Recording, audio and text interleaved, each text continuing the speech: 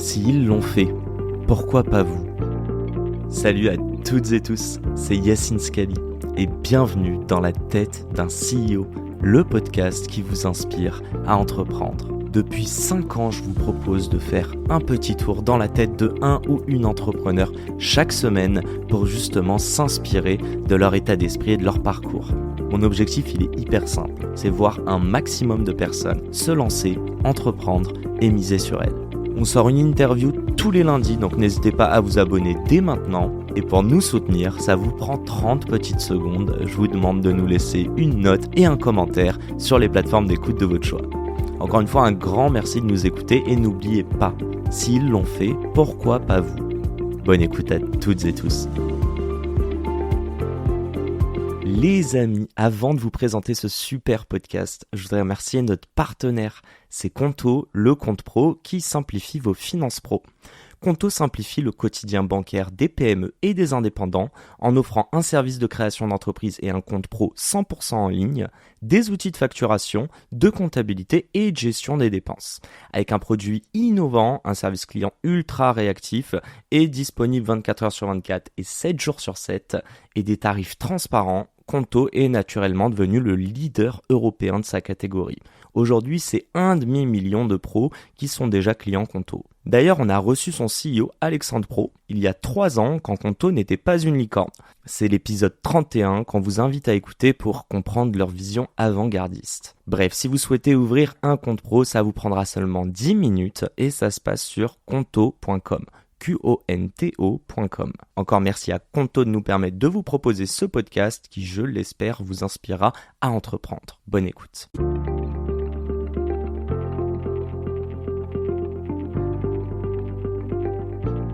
Juste, bon là on va y arriver à Mob Success quand même, mais mec, comment tu fais?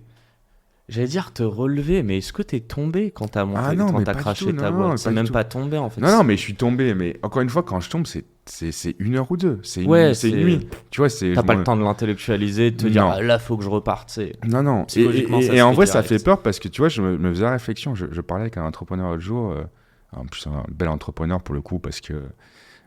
Ça veut pas lâcher des noms. Non, mais je parlais à Phoebe Gineste, donc qui a fondé Jiffy. Okay. Petite boîte. Ouais, petite boîte. Et je lui dis, c'est marrant, ça me fait presque peur parce que j'ai l'impression de pas avoir encore connu la difficulté. Tu vois, c'est le Mob Success, le vrai coup dur, le truc compliqué. Même le Covid? Non, on l'a transformé en opportunité. Je vais raconter. Okay. Même le Covid, non, mais on a eu les gilets jaunes, on l'a transformé. Enfin, les gilets jaunes, je parle pas du mouvement social en lui-même, l'impact des gilets jaunes. T'as vu, je fais toujours attention quand même à ce que je dis. Bon, fais attention. C'est très bien que ce podcast marche. Non, mais voilà, tu vois l'impact des gilets jaunes à l'époque parce que ça a beaucoup touché la distribution, le Covid ensuite. Effectivement, ça a toujours été des opportunités pour nous. Ok. Donc, ok. Bon, je vais arrêter de t'embêter à essayer d'intellectualiser. Non, mais donc j'ai jamais eu ce sentiment d'échec profond ou de dire que je vais pas me relever. C'était quoi le pire qui puisse arriver, étant donné que tu fermes une boîte suite à des impayés? C'est quoi le pire, même aujourd'hui avec Mob Success? Qui puisse arriver à Mob Success? Ouais, parce que j'ai l'impression que Mob Success est plus important même. Aujourd'hui, les difficultés qu'on peut rencontrer, tu vois, c'est la perte d'un gros client. Oui, mais ça reste. Ça va couler la boîte. Non, ça coule pas la boîte. C'est la pire des choses. C'est ça, le pire des trucs. T'as assez de trésor. Je sais que demain, pour couler, si t'as pas assez de trésor, c'est vraiment que t'es un mauvais gestionnaire ou quoi. Donc c'est pas ça. Non, mais en fait, le pire qui puisse arriver à une boîte, c'est quand même commencer à gérer la décroissance. Tu vois, même si c'est le premier euro de décroissance, en fait, t'as pas du tout le même mindset dans la boîte et t'as plus les mêmes réflexes. Alors que je suis sûr que t'es pas content quand la croissance du mois dernier n'est pas soutenue ce mois-ci. Donc on est même.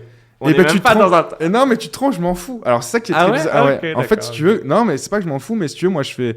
En fait, quand on participe au budget, je veux toujours faire des budgets où je dis que je veux pas qu'on se prenne la tête avec le budget cette année.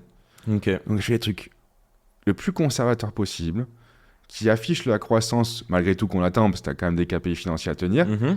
Mais j'aime pas me mettre sous la pression du résultat chiffré. Alors, tu vois, c'est bizarre. Tu vois, mais je vois ce que. Ok. Parce qu'en fait, ça te fait faire des mauvais choix. En fait, tous les choix que tu vas faire dans une boîte en termes de gestion pour faire du fast cash et pour engranger de l'argent de suite, tu vas payer le coût à en fait, ça veut dire que tu bâtis pas. En fait, soit tu fais du rapide fast cash et donc du coup tu bâtis pas, soit tu prends des décisions pour de l'impact à long terme et ça veut dire que tu construis. Et donc c'est toujours trouver ce juste milieu entre je construis, je fais de l'argent, je construis, je fais de l'argent. Et Mob Success, c'est encore vachement dans cette période. C'est la fin de cet épisode. S'il vous a plu, prenez 30 secondes pour nous laisser un commentaire et une note sur la plateforme d'écoute de votre choix. On a encore des dizaines d'épisodes en stock, donc je vous laisse fouiller. Et d'ici là, n'oubliez pas, s'ils l'ont fait, pourquoi pas vous ? Encore une fois, un grand merci de nous avoir écoutés et à très vite pour un nouvel épisode. Ciao.